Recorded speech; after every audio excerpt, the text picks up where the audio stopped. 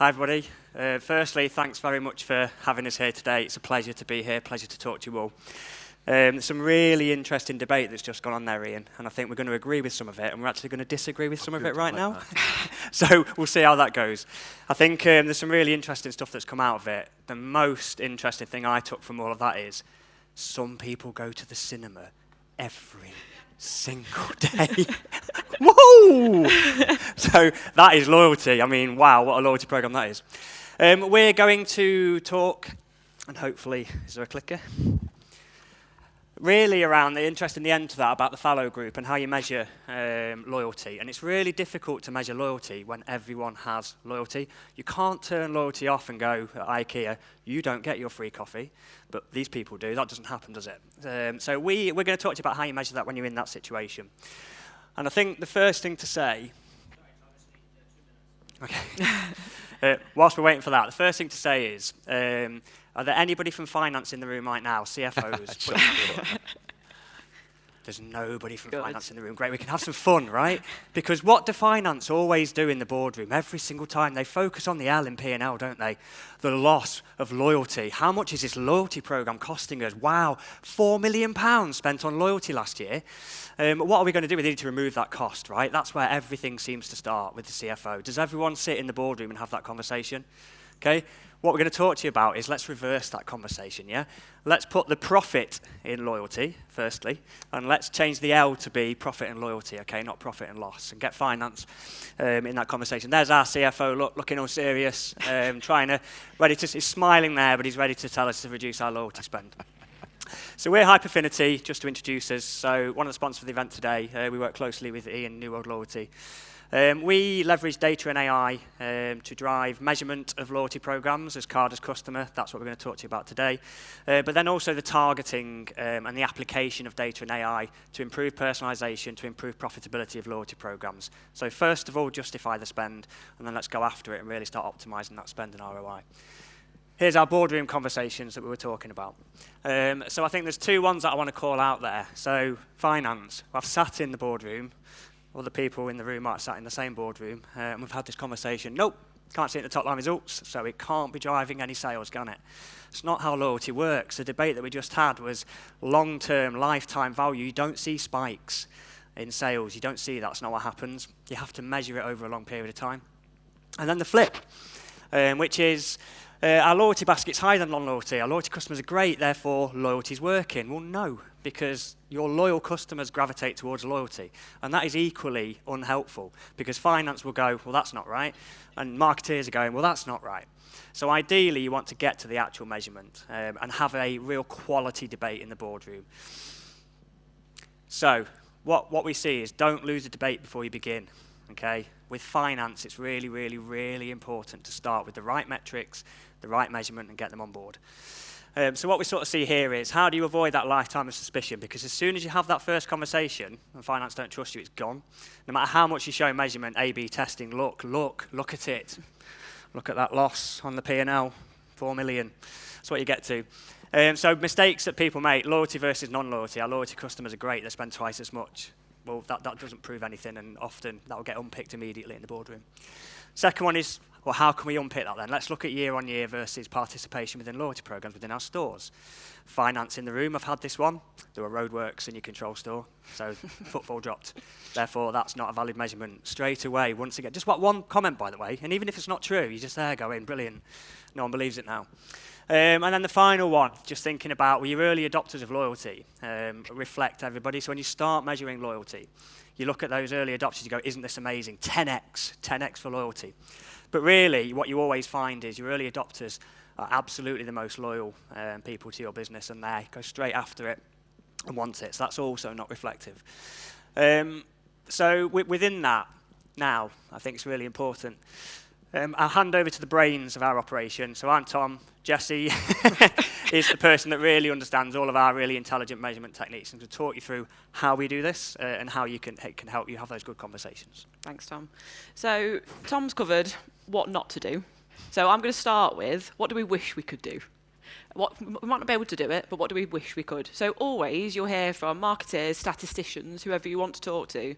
If you want to measure something, take an A/B, do an A/B test. Take a random 5% control. And that is the best, most accurate way, fairest way of measuring something. But you'll all know, if you want to market that above the line, you can't take a control group. Because like Tom said, we can't go to 5% of your customer base and say, sorry, you can't be in the loyalty scheme. You're in my control group. You're not getting any of the benefit there. So we need to come up with a better way to do it that isn't going to get unpicked in the boardroom and is still accurate. So what we do at Hyperfinity is we build intelligent synthetic controls. And what I mean by that is you've got your loyalty base, your loyalty customers, that's your test group. We then want to say from your non-loyalty base, how can we build a group of lookalike customers that are fairly representative so that we can then track them in a typical A/B type way to then see how does the performance diverge. And that's the benefit that you're getting from your loyalty scheme. There are two main points to cover on that are really key to doing it well. So the first one is utilising card as customer. So again, I'm sure you're all thinking already, well, I don't have a good customer ID in my non-loyalty base. That's the whole point. That's why I'm doing a loyalty scheme. So how do I match like-for-like customers? So how we do it is payment cards. You might not have a good customer ID in your non-loyalty base, but most people, you've usually got a good proportion doing their transactions on payment card. So then we can use those to match into your loyalty and non-loyalty base to make sure you've got the same number of customers. The second main point is how do we make sure those customers are similar? And we've talked a lot today, we've heard it over and over again around how important it is to understand your customer. How we do this is to build customer microsegments within our loyalty base and within our non-loyalty base, so you can then make sure that your test and control groups, your loyalty and intelligent synthetic control, are really representative of each other in terms of the types of customers that they are. And then we've got a really good control group then to keep tracking forwards. The final point, to wrap it back up into what we're trying to talk through today, is to make that land, you've got to explain it to your CFO, and explain it again, and explain it again. You'll take it to the boardroom, you'll get loads of questions back.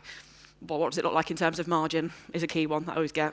Take the questions away, answer them, we back it because it's the way to do it, and then we explain it to them again, over and over again, until everyone's on the same page that this is what my loyalty scheme is driving.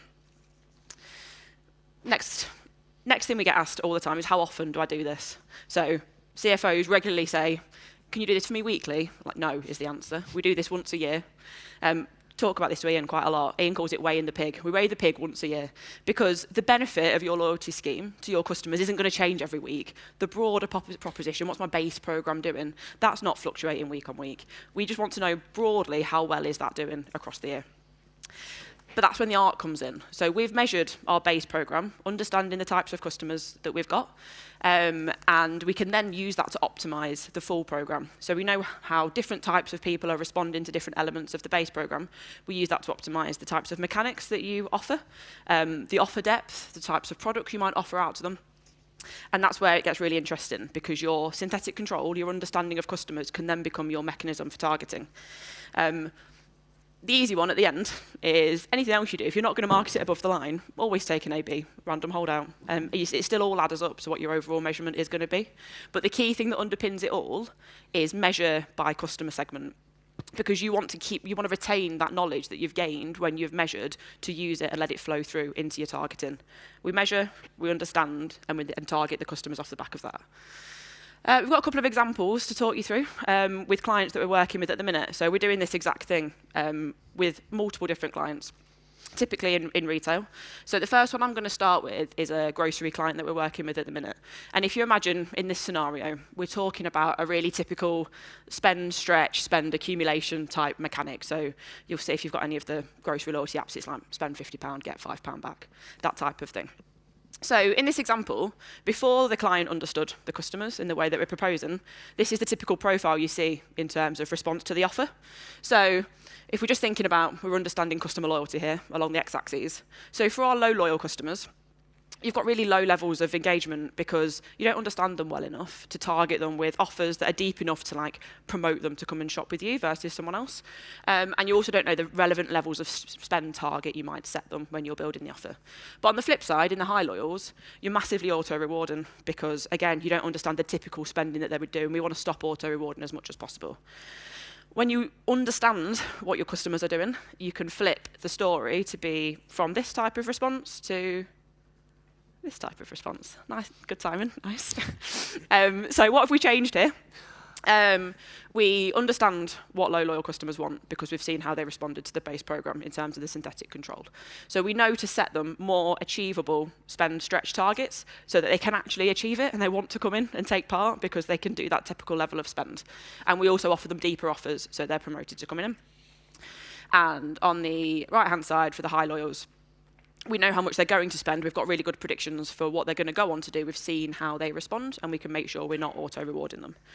So in terms of total results, you're going to increase your ROI, doubling it in this case, in times and engagement by 3, so that overall that flows through into a much better incremental sales of your total campaign in this example. So this is just that was just one area of where your synthetic controls help to drive your targeting. And then another example we've got here. So completely different client this time, so DIY, in the DIY space. So a bit of a broader example. So this is just us trying to explain that you don't have to just use your synthetic controls to target a particular mechanic. You can use it overall to say, I understand my customers, I understand how they're responding. Are there pockets where we can try and grow sales more broadly, regardless of the mechanic? What types of customers are we going after to try and grow that spend? So what we do, we measure. We then find the opportunities in the customer base and we target based on that. So we've got a few examples on here, but just one of them in the DIY example is that we isolated a group of customers that were mid-loyal, buying tools really regularly. And you can see in the product data what types of tools they're buying, but they weren't coming to the client to do the full job. So then we can go, oh, here, there's a clear opportunity for us to grow spend by converting customers that are just buying the tools for the job into doing the full job. But my last point on this, these are just 2 examples of how we're seeing this used in practice every day at the minute. The key bit is keeping the CFO on board. So we've got them on board at the beginning. They understand that the base program is driving incremental sales and benefits the overall retailer. We've then took them on the journey because we've said, right, we understand the incrementality. We've now found pockets of customers that we can target to grow. They're on that journey already because they understand that the loyalty scheme is working. And then at the end of that, the key bit is to measure it again. So you go, I thought these customers were going to do this. Did they go on to do that? And then the CFO's brought on the full journey all the way through, wanting to keep investing in the loyalty scheme. Brilliant. Thanks, Jesse. So ultimately, to sort of wrap that up before I have a conversation with Ian, we start here, we prove the base. So those micro segments that we talked about, those customer segments that Jesse's just given a really good example with on tools, they become the way in which you measure and match a population to your card population for loyalty. So you can measure that total base program. Do it once, weigh the pig once. Okay, once you've done that, you've proven it. Finance are happy. Loyalty works, right? Then get on with the middle bit. Let's optimize loyalty. Those segments then become your star to take you towards how you can start to target, personalize, do different stretch offers, do different products. I mean, on the Odeon example, we always talk about one more a lot. So one more trip to the cinema, one more product in the basket. What is that one more? And you can use those segments to design it. And then finally, we can think about when we've got those micro segments and what we create with them. And Steve talked about it earlier, monetizable retail media audiences. When you know who's a loyal plumber who's on a job next week, that becomes somebody that people want to speak to around other jobs. Greg's, for example, quite like to speak to tradespeople and in terms of converting them. So that really then creates the conversation from, right, we believe in loyalty, we're showing the ROI, we're measuring every campaign, and that changes the conversation from, okay, how can we remove the cost of loyalty to absolutely how can we invest in this to get more? And then really, at the end, we changed the words on this. I just put, you win, CFO loses, let's start spending money. But really, it's everyone's winning, isn't it? And I think it's around marketing, having really great conversations with finance in terms of how we can best spend our marketing budget and justifying it. So that's us. We've got Tom Wave in the audience. There he is. So Tom's our partnership and salesperson here. This isn't a sales pitch. We really just wanted to educate on how to measure loyalty, and we'll have a conversation with Ian now. But if you do see Tom and you are interested in some of those solutions, give us a shout and we'll speak to you later. And I'll take that off because it'll be moving whilst we're having a conversation and drive us mad. So just a show of hands. And thank you very much, guys. Thanks, Tom. Thanks, Jesse. Just a show of hands. How many people have used card as customer as a means of measuring the effectiveness of loyalty in the room? One? Two. Oh, three. Okay. So it's not completely unusual, but it's new to many people. So if you're a retailer, and the first thing is really how do I get that data? So you can either get token data which you know is one particular card, or some? I mean, can you talk us through how you get the data in the first place? What do you mean by the card data? Yeah, I mean, in essence, it's a bank card that a customer uses to transact. Yeah. And there are companies that can work with you to convert that data into tokenized records, so a pseudo customer number.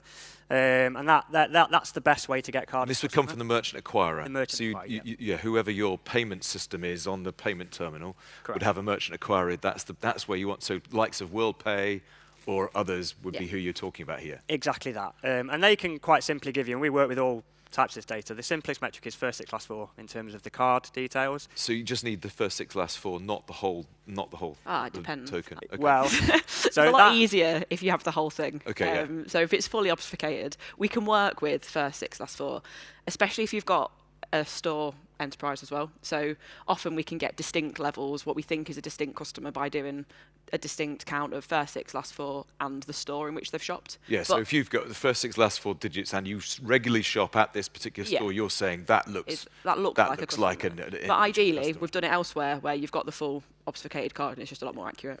Sometimes we're at a third party. That makes sure that if I'm Apple Pay versus paying with my card, it's the same card. That collates it all together to get a tokenized record. And so you're getting lookalike customers. You're not then matching those things to the customer on a basis of matching that transaction to a loyalty transaction, or not. With the card data. Yeah. So so once you've got, because what you get is once you've got the card data, you've got a list of customers that you think are individual. How are you then matching it to your loyalty base? It has to be tagged to the transaction. So as soon as you can tag the customer's payment card to the transaction, you'll know that was a loyalty transaction. And typically with retailer data, you have the transaction level loyalty swipes anyway. So you need to match the payment card number to the transaction it occurred in, and then you've got the first loyalty transaction. And then sometimes they don't even have to do another loyalty transaction again. So then you can link the transaction to a basket, basically. Yeah, okay, precisely. Okay. And then are you ever trying to link the customers from the payment base to the loyalty base, or are you just leaving them separate and looking for lookalikes? Do you mean taking it from a payment card to a customer level? Yeah, we usually do that as well. Okay, if you're trying to win the argument with the CFO, they don't really care about payment cards because they just say, well, that's not a customer. I want to know what's my spend per customer, not my spend per card, which is what we'll have measured it at. So we often do a lot of work at what's the typical number of payment cards that are associated with a particular customer, so that you can get from payment card level spend per customer, spend per card, incremental sales to an actual customer level. And that differs by the retailer, because what it really means is how many typical debit cards do you have as a person. Often grocery, you see a lot of those cards. You often don't if it's a fashion retailer. It's a lot less frequent in terms of the spend behaviour.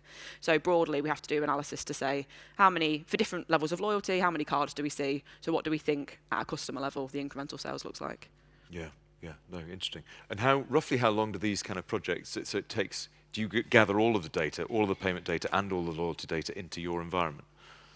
Yeah, we take it to our environment, and it's sort of from the request of data through to the end of the sort of solution. It can be anything between 4 and 12 weeks, depending on data quality and everything like that. But part of that 12 weeks as well, normally for us, is building out the customer micro segments and the explainability of who a customer is, showing who your base is. And what's great about it then is you can start to show where loyalty is incremental and where it's not. So in the example sort of Jesse gave, you can work out your high loyal customers in certain categories, or that major in certain categories you're just giving money away to, and you look at reducing reward there and increasing it to create more engagement in other groups. And one of Byron Sharp's arguments is that you can't measure loyalty before a loyalty program launches and afterwards, but with this you can. Yep. A really interesting time to do it is as it launches, because then you can see how it changes for different cohorts of customers. So you can see how your early adopters are performing, and then you can keep running the measurement, not every week, but in relevant time periods to see, like, what does my next cohort of customers look like, especially if you've got a highly seasonal business. What do customers look like that sign up in the run up to Christmas, just after? And then you can really start to get that extra level of customer understanding at a cohort level. This is the thing, CFOs love weighing the pig. They'll ask you to weigh it every day if you can. Yeah. But it's a saying we took from the City, because the City talk about weighing the pig. They said you should measure the profitability or the value of your company once a year or twice a year. Don't measure it more than that, because you need to focus on what you're feeding the pig, not what you're not weighing the pig, right? It's a great analogy for loyalty, because finance directors will want to weigh it every day if they can, and it'll be different every day. Yeah. Yeah. Jesse gets asked to weigh it every day. That would just be my full job if they could let me. And I've often also said, we've used this for retailers where we get approached as a consultancy to say, I want a loyalty program. I've often said, before you don't need to have a loyalty program to understand your customers, and then design a loyalty program. And this, again, is a great mechanic to do that, because you can create a full frequency and value segmentation. You just don't know where they live, but you do know. Have you done that before with retailers? Yeah, we call it size of the prize when we do that. So ultimately, it's looking at what you want your giveaway to be when you've got your customer micro segments, and then to dial that up and dial that down based on what your expected redemption is going to be. And that's the start point of the strategy, really. What do we want to give away? What are the mechanics? Who do those mechanics go to, and how big do those mechanics need to be? Is it 20% off up here? Is it 10% off down here? And what's the right sort of level to set it at? So yeah, that sort of strategic bit up front. Yeah. So Tom and Jesse, thank you very much. We could talk about this all night and probably will in the bar later. So if anyone's got any questions, we'll know where to find Tom and Jesse later. And thank you very much. Thank you. Thank you.